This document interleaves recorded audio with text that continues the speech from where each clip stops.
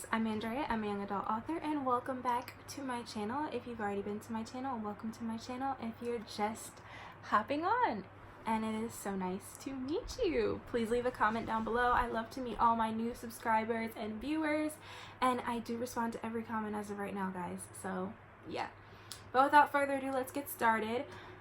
Ooh, I think we're in the 7th episode of this series. I don't know, it's been a minute since I recorded an episode for this series, so yeah, but we're just gonna jump right in because I got some thoughts. So it is a reading day. If you follow my Twitter, you know I alternate between reading days and writing days, and today is a reading day. So I've been reading Of Poseidon. It's missing its little dust jacket, so like don't mind the fact that, you know. But yeah, I need to discuss because I have some feelings and I feel like I'm going to forget them if I wait to discuss them, so let's just start. I feel like the beginning is interesting to say the least. I do watch other booktubers' opinions on books before I read them. I watch their reviews and things. For this series specifically, because I've already read the books, I watch the full review, spoilers and all. And by the way, if you are just jumping on this series, just know it's full of spoilers because it's Reread with me series and I've already read the books. So I'll give you guys a second to hop off before I start the discussion. So another booktuber said they didn't like that the only person of color in this book was killed off in the first like chapter or 10 pages or something, and that she was very stereotypical because she had fake fingernails and weave in her hair and all of that. However, I didn't feel that way about her. I felt like the beginning and Galen and Raina were very strange, and the whole trying to figure out who Emma was strange. Chloe was okay. Like, I don't think it's stereotypical to say somebody has fake fingernails and weave in their hair. Like, this is weave. I mean, I used to not want to get it because I thought that, oh my gosh, it's such a stereotype. Everybody thinks that black girls wear weave. But now I'm like, I don't really care. I like it. It looks good. And if I want some fake fingernails to add on, then I'll add them on. It's not stereotypical. Oh, only black girls do this. Like, no. Other races do too, guys. Just throwing that out there. And this is not to like jump on this booktuber. I'm obviously not going to mention who it was that said this, but I do like to jump on things like that because I want to share kind of other people's opinions on things and then counter with, okay, well, this is how I feel about said thing. It's kind of just something that I like to do. If I see something another booktuber thinks is wrong with the book or they like about a book, I will read said book and then I will try and figure out if I feel the same way. It's just a way of me kind of trying to not see the book through their eyes, but like sometimes I don't go very in depth with my reviews of things, and I'm trying to help myself kind of pay attention to the littler things that I usually wouldn't notice. So I typically go to other booktubers to figure out what their little things that they didn't like were and see if I agree, disagree with them. In this case, it was a disagree, but disclaimer, no offense to this person, I still watch their channel, I still like their videos. We just disagree. And again, my channel, I want to be an open space for all to agree, disagree as they please in a respectful manner, so that is what I am doing right now. So, as I was saying, yeah, I didn't find an issue with that. I did find it crazy that she died in like the first 10 pages, and this person also said that Galen or Emma could have saved her. I kind of feel like I don't know that Galen could have saved her because by the time he got to her, it was already too late. He literally says like 3 times, it was already too late. Like, Chloe had lost way too much blood. There was no way he was going to save her. After she lost all that blood, like, she wasn't going to make it. Regardless of if he had actually attempted to go out and save her, she still wouldn't have made it. So, again, she was just doomed to die in this book. Sad to say, but it's true. I just remember wanting to touch on that. And then I have some stickies in the book already. There's only 3, and I just wanted to touch on these things, and then we're going to move on. Oh, but before I jump on those, Rachel is weird. I really think her character is so strange. Like, I don't even know what the motivation was behind her because she's just weird. I just need to say that because I don't like her character at all. And I feel like she's supposed to be likable, but to me, she's just weird. The way she talks and things, it's just not normal conversation. Like, it's weird. Just throwing that out there. Okay, so my first sticky, I put it here. Torv comes to see Raina he finds her and everything, and it's kind of like one of those moments where it's meant to be like, oh, this is so sweet that he came to find her, but she hates him, so it's really just not that moment. And what gets me is, and Galen is like, well, Raina, your mate came all this way to see you. She doesn't like him. And I feel like this deserves another topic. I get the point of mates in this book because this species isn't human, so you can't expect them to have human traits and personalities. Again, this is piggybacking off of another Booktuber's video that I saw and that commented on this and didn't like it. I don't like it either, but I understand that in this book it's not necessary, but in a way it seems more like they're not human, they're not animal, but you do have to understand that animals do kind of pick the strongest mate and mate with them. Like, this does happen, not in human existence, but it is like a thing. So I don't think I can be mad because they're supposed to be like mermaids. So it would make sense that part of them would have that animalistic almost side that's like mate with the strongest person, and that'd be it. So I just needed to comment on that. But I hate the mates though. But I understand it. I have to because, yeah. But I hate that Torif is trying to be nice to her. She's being mean, and Galen's her brother, and he's supposed to be on her side, and he's just not. Like, he's just like, oh, well, this is your mate. Like, you have to accept this. Like, no, she doesn't. She doesn't have to accept that. Again, understand the mates, but they're more human to me than they are like animals, and I just feel like she has a right to not want to be with him, and her brother should respect that, and he should respect that. I just needed to say that. Oh, and then also on this page I marked, apparently they're already freaking mates. Like, their other brother Grom agreed to them being mates without her being present or her consent whatsoever. Like, he was just like, yeah, you guys are gonna be mates. I can't. Let's not even, because I just can't even with that. That's a lie. We're gonna talk about it. I cannot believe that her other brother, like, she just has two terrible brothers, was like, oh yeah, I know she hates you because obviously it's clear in this book that she doesn't like him, but you guys can be mates. That's completely fine. Even though she's not here to say it's okay, I'm going to agree to it, and I'm gonna seal the mateship. Whatever that means, I'm gonna seal it. Now I'm done, because that's literally all there is to say about this. While we're on the topic of mates, how about the fact that the firstborn heirs of each house are to be mated every generation? And it literally says in here that majority of the time they don't want to be mated. But that's tradition, guys, so we're just going to have babies with people we don't even like because that's what we're supposed to do as the firstborns. Okay, whatever, right? Like, that's what they do. That's just apparently normal with this. I don't even want to call them a race of people because they're not people, they're like mermaids. But with their, I don't know, you guys know what the word I'm looking for. Anyway, then Raina finds out that they are mated. But before she finds this out, Galen is told that he's the one that should be mating with Emma because he has this weird attraction to her, which, all well and good, at least they're not forced to mate, right? Oh, but why is that? Because she's supposed to mate with his brother because she's of Poseidon, which means that she would be the first one to have to mate with his brother. So now we have a weird love triangle that's not really even a love triangle because Grom literally has no idea that Emma even exists. Galen is just crushing on her ridiculously, and Emma has no idea that any of this is going on. Oh, but, you know, when they do tell her, of course they'll have to tell her she's supposed to be mated to their brother. And of course, she probably won't have a choice, much like Raina doesn't. Which is why in this very same chapter, guys, Raina finds out that she is already mated to Torif. And then they run off into the water, her chasing after him because she's clearly very upset.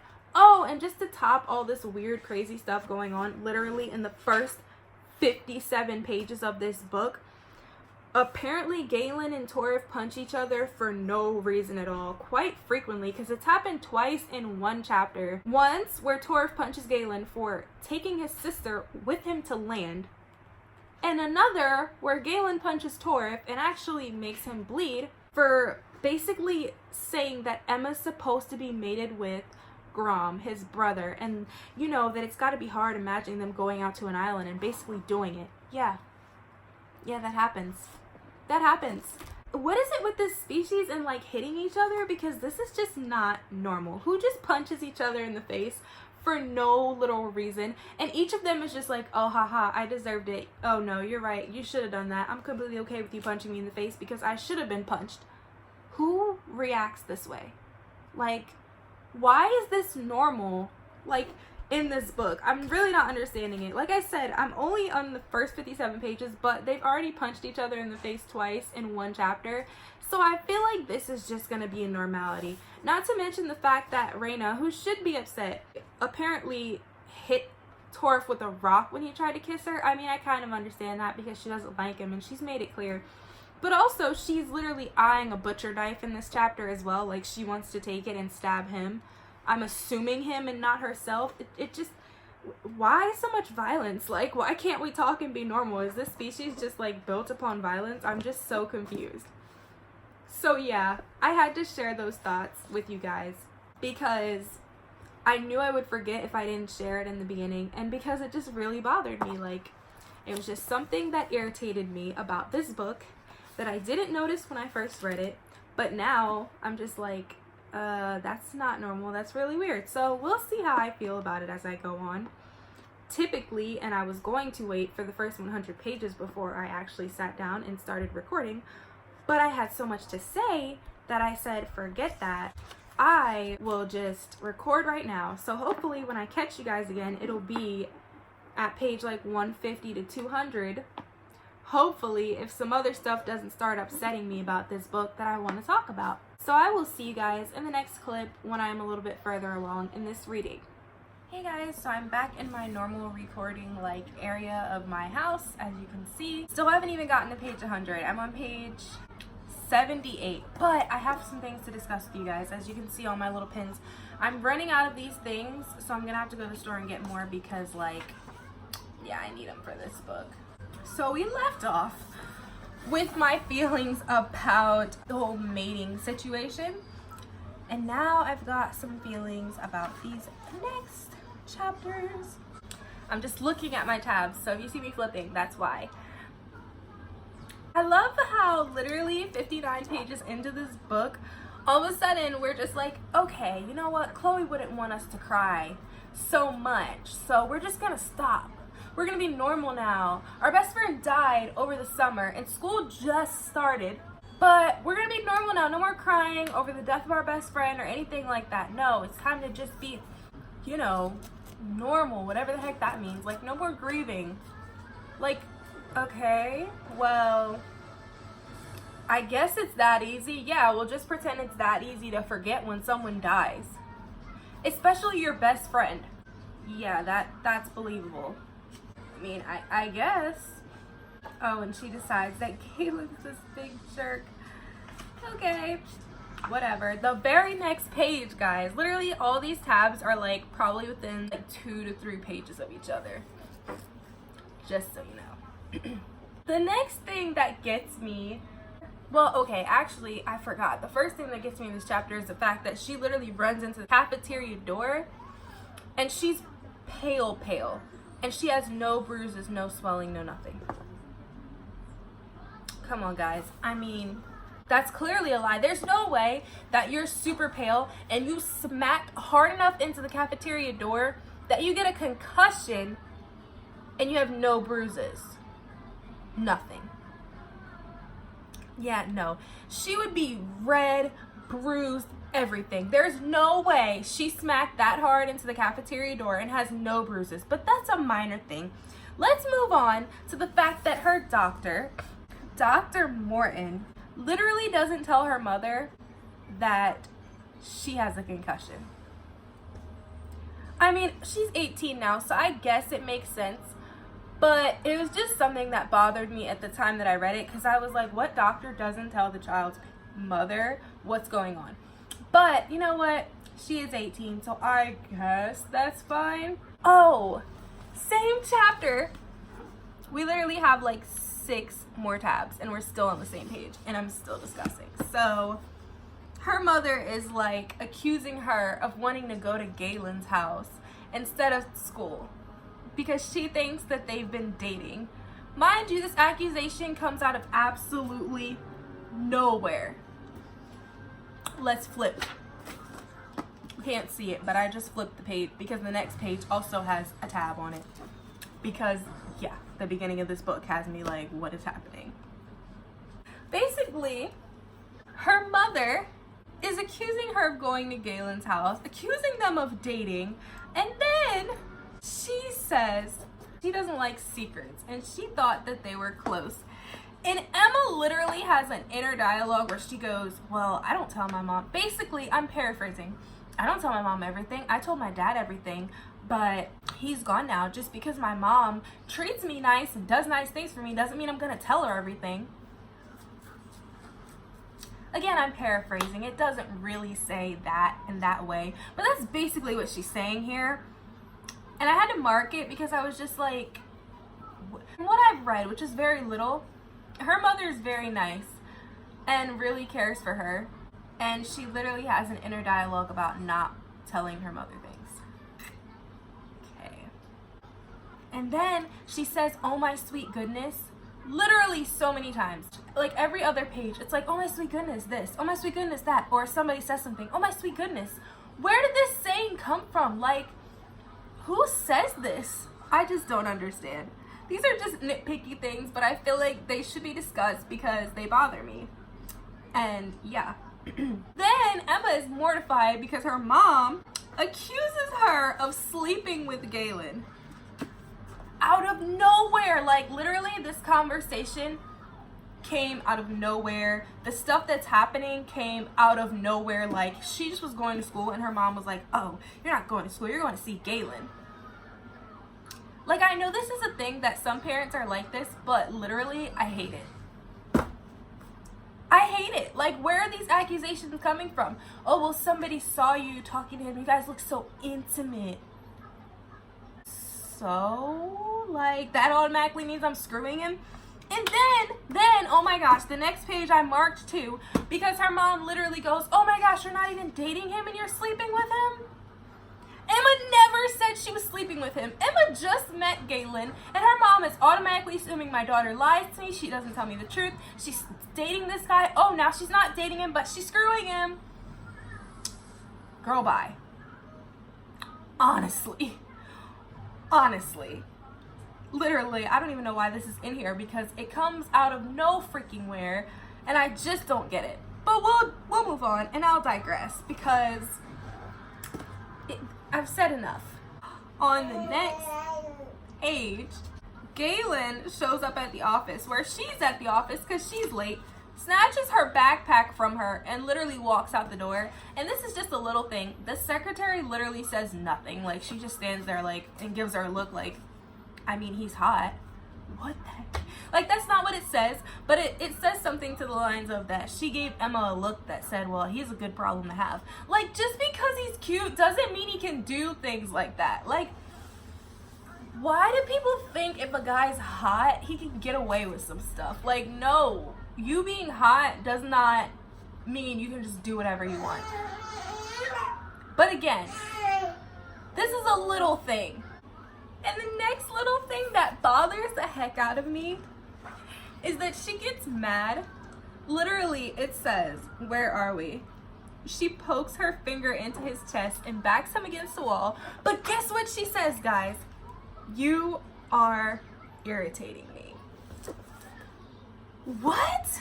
Who the heck?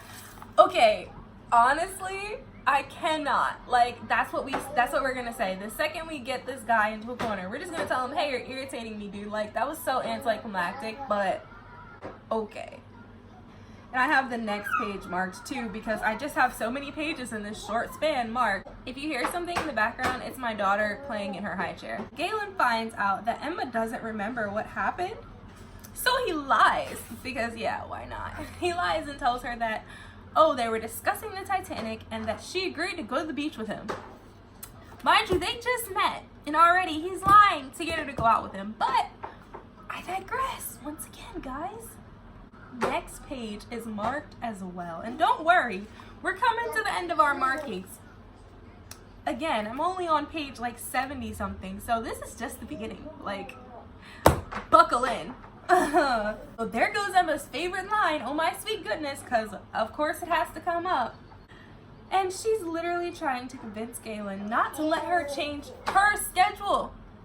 It's your schedule, just go inside and change it. Anyway, I don't think that's why I marked this page, but that's something I see on here that's just like why.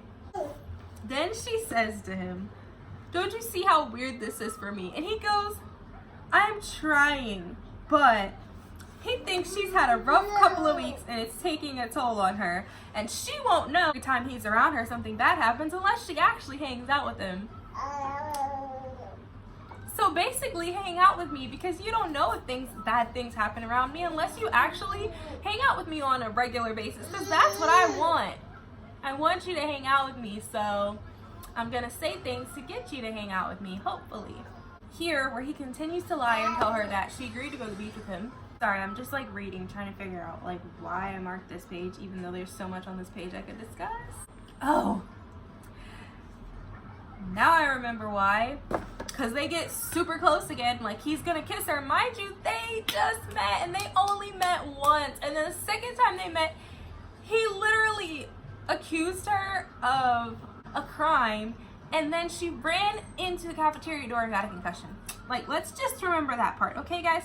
But again, she's getting tingles and he's so hot, and they're like this close to kissing, and he's like, come to the beach with me, Emma. I'll tell you your secrets, Emma. You don't even know your own secrets, Emma. I'm starting to realize that. And she's completely fine with it. Like, this is so unrealistic. Okay, well, yeah, there's that. He basically tells her to come to the beach with him after school, and he'll tell her her secret. The secret that he tells her she doesn't know. And she's all bothered because he's so close to her and he smells so good and he looks so good. Oh my gosh, Galen is so hot, guys. Like, oh, he's so fine. Anyway, she tells him she don't swim, and he goes, there's plenty to do at the beach other than swim. And he whispers that he'll tell her where her weird eye color came from. Then he pushes her into the classroom and just walks off. Can't make this stuff up, guys. Literally cannot. I moved on to the next chapter too, because I was debating on if I was going to read further before I did this, but I thought I might forget. So again, I just jumped on here to tell you guys how I felt about those things. I'm literally running out of markers, and I am going to have to go buy more because this book is going to take them all. It's gonna take them all, guys. Now, we are only on page 78, so I don't know if I'm gonna give this a like 5-star rating like I did last time, because that was the rating I gave it last time, or if it's gotten bad. But rereading this just has me like, what the heck is happening in this book? Like, this is so weird. Honestly, the weirdest part is that it seems like the author, oh God, I don't even want to say this because I don't want to offend anyone, and I especially don't want to offend the author because I'm a writer myself. But it just feels like they didn't give those two time to like get to know each other. It was just like boom. And I get the insta love kind of thing in this book because it's like, you know, they mate and like they're attracted to their mate. So like obviously the second he saw her, felt her, whatever, it was like, oh, you're my mate, like I have this attraction to you, but he's trying not to like her. I get it, but it's just like, what person just meets a guy, he's being like beyond weird, literally like he's being a creep, and they're just like, oh my gosh, but he's so hot, and I just get this tingling feeling when I'm around him, and so I'm gonna take him to meet my parents or my mom because I just feel like I should hang out with him. Like, girl, you ran into him the first time you met him. Second time you met him, he accused you of a crime and you ran into a cafeteria door. This is only the third time. Like, honestly, I'll give you the benefit of the doubt because you don't remember what happened when you ran into that cafeteria door. But girl, you still ran into the door, and you know it was because you were mad at him. Like, oh my gosh. Okay. Alright, well, I mean, I'm gonna keep reading, obviously, so I can keep updating you guys. And I think maybe it'll start getting good here. Not that it hasn't been good, just that I've been really nitpicky because there's certain things I'm just like, why is this a thing? But yeah, I think this book is like 300 and some pages. Don't get me lying though, guys. Let's flip back and see. Oh, I'm not lying. I'm right. It is 324 pages. And we are on page 78. So I'll keep you guys posted. And if I got more to say, you know I'm going to come on here, make a video, and say it. I'm so awkward. I'm sorry. Anyway, yeah, those are my feelings right now. And I'm going to keep reading because it's a reading night still. And I'll update you guys later. So, bye! Alright, hey guys. So, it is like 2 a.m. But I was reading this in the shower or the bathtub with my daughter. And I have more to say. And this will be the last installment of this episode. And then we will take this book into the next episode because I've just said so much. So yeah, I had to switch tabs because I ran out of the orange, so now we're on the green. So let's get started. Oh, we're officially at 100 pages too. 108 to be exact. Alright, this was just tabbed because I found it really weird that Rachel, like, what does she do? Like, does she do illegal things? Like, how is she getting him all this money, and why did they tie a cement block to her and Galen rescued her? Like, I'm glad that we found out what was happening with that whole situation and like where she came from and how he met her, but like I need more details. Like what happened? Like this is just a little thing that again is not gonna have any judgment, like it's not gonna weigh how I rate this book, but like I just wanted to know. Like I was confused. So I was having a major wardrobe malfunction, in case you guys didn't notice, so I just stole my husband's shirt to finish the rest of this video. So yeah, that's why I changed my shirt. Anyway, we were on the next marker. What is up with Emma's mom? Because she's weird. And I thought I liked her, but she's just strange. Like, when Galen comes over, she asks him if they're dating. And I had a nitpicky thing about this, the fact that he said they were dating, even though he didn't discuss it with Emma first at all. Like, he just basically lied to her mother. And that's just brushed off as like, yeah, that's fine, instead of just being honest and saying, oh, we're friends or something, because that would have been more true. Whatever. It's just a nitpicky thing that I was just like, why would you do that? Especially if you're trying to build trust. Like, anyway, the other thing was when she interrogates him and she asks him if they're dating and he says yes, and then she asks him if he's sleeping with her and he's like, no. And then she's like, well, why not? Like, is my daughter not good enough for you? Who asks that? Like, what parent is like, oh, you're not sleeping with my daughter? Is that because she isn't good enough to sleep with? Like, what do you want to happen here? Like, do you want them to be sleeping together? Or do you not want them to be sleeping together? Like, because this is confusing. You got so upset about it earlier in the book. You were literally crying thinking they were sleeping together. Then when he confirms that they're not, you have a problem with him not sleeping with her because it makes you feel like he doesn't like her enough. Like, just like, ow, that hurt. Oh my gosh. Why? It doesn't make any sense at all. And you know his response is actually kind of sarcastic. A normal parent would not be okay with this response, but apparently this is what Emma's mom wanted to hear. I'm gonna read you his response, guys, because like I can't make this stuff up. He literally says, there's nothing wrong with your daughter, Miss McIntosh. I said we're not sleeping together. I didn't say I didn't want to. Okay. I know he's not human, but like what person would say something like that to someone's parent? And the fact that she's literally okay with this response. Like, this is the response she was looking for.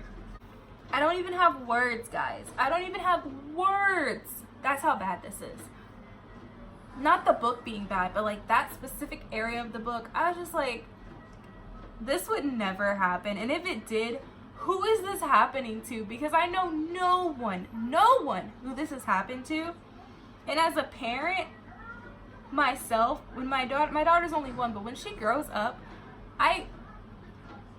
someone saying that to me about my daughter, I feel like would upset me. But then again, I would never ask why they didn't want to sleep with my daughter. I hope my daughter's open enough to tell me when she decides to do things like that. I just didn't like that response. Let's just move on. I just marked this because I thought, how freaking convenient that Emma told her mom they were dating too. After just that morning, guys, just that morning, swearing that they weren't dating and promising her mother nothing was going on. That night, they're dating. What was the point of that morning conversation? Like, why didn't you just say you were dating that morning? And what was with all the fireworks and the emotions and the crying and stuff if her mom was just completely fine with them dating that night? Oh, and get this, because I had to mention this, even though it was in one of these markers and I didn't notice it. The fact that she asked for his license number and his driver's license number. Like, I just feel like that was so extra, because it was. Like, I just can't make this. It just was so extra. Like, what parent is like, oh yeah, what's your name? Your driver's license number? Uh-huh. Your license number? Yeah, I need this information in case something happens. What the heck are you gonna do with that information if something happens? You're gonna call the police and be like, his license number is blah, blah, blah. First of all, she's 18, so you're not. Number 2, what parent thinks like this? You're gonna track him down, you got a tracker on your phone or something? Like, who asked this stuff? And then on top of that, his mom's information. Okay. And then this chapter was cringeworthy because out of nowhere, she gets dizzy, right? The craziest thing happens. She's cuddling up to Galen, right? And she's like grabbing onto him, like he's carrying her, he's holding her, he's rocking her like she's a baby. And she doesn't want to let him go because he's so warm and comfortable. And it was literally just like, I could cringe because I was just like, this is just weird. Like, I know she's passing out, blacking out, but you just met him and you're clinging to him. He's rocking you. You're sitting on his lap. Like, your shoulders nestled in his armpit. Like, what world is this? I just feel like that just would never happen regardless. But whatever, I could be wrong. Moving on. There was a section of dialogue in here that I thought was really cute because it was between the two of them, and it was a nice refreshing thing from the cringeworthy page like right before it, because it's just like he was being sarcastic and they were like laughing, and it was really cute. So I thought I wanted to just say that. So this got me. Okay, so we're on, like, there's like 3 markers left, guys, so not too much more. This is a long video, I know, but bear with me because I need to discuss. So apparently, mind you, Emma's mother literally cried this morning about just by thinking they were having sex. Her and Galen, right? She swears they're not. She gets upset because Emma didn't tell her they were dating. Emma swears they're not dating. Then this night, right, Emma's mom finds out because Emma and Galen both lie and say that they're dating. And Emma is going to Galen's house, who she just met and her mother just met. Throwing that one out there just because it's important. Now there's a storm, and Rachel has convinced Emma's mother not only to let Emma stay the night because it's too dangerous to go out in the storm, but also to let Emma and Galen stay home from school the next day all day long to hang out. Just wow. Number 1, that's super convenient because that just works for the story. I feel like that's why this worked out, because in real life, this would never happen. Her mom just met him. Emma just met him. And she's staying the night at his house. And they're skipping school in the morning and staying home all day together. But they have adult supervision, so it's fine. Mind you, Emma's mother has never even met Rachel. I could bash my head into a wall right now. This would never occur. My mother would never let me stay at my boyfriend's house before he became my husband. And she knew his parents. She knew them, and they wouldn't let me stay there either. Let let alone skip school the next day after she's missed so much school already. Because there's adult supervision. That's the excuse. Oh, and Rachel is very convincing. No one in the world is that convincing. Like, this is just so convenient to the story. That's the only reason it's in here. And it upsets me because it just would never, ever happen. Like, what parent would allow this? No one would allow this. This doesn't even make any sense. They just met. They just met. I cannot. Let's just move on. Next. This was kind of a good / bad. So, out of freaking nowhere, because Emma doesn't like fish, and apparently that's weird, because if you're a mermaid or I can't even think of the word. Serena? Yeah, we'll go with that. You're supposed to like fish, but Emma doesn't, and of course it's because she has the gift of Poseidon. And she's not full mermaid, or Seren, whatever, Seren, I can't say it. Anywho, Raina, oh my gosh, I want to call her a bad word, but I'm not going to. There's no other way to describe her though, so I don't even know. She's just a terrible person, guys. So she accuses Emma of being responsible for Chloe's death.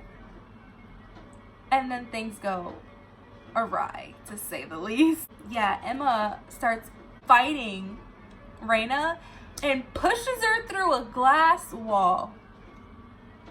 Just gotta love it. You just gotta love it. What I do love about this particular chapter though is that the boys, like, Rachel gets so upset that she leaves and swears she's never coming back, but the boys are just like, well, we gotta let them fight. I mean, like, the conversation goes a little like this.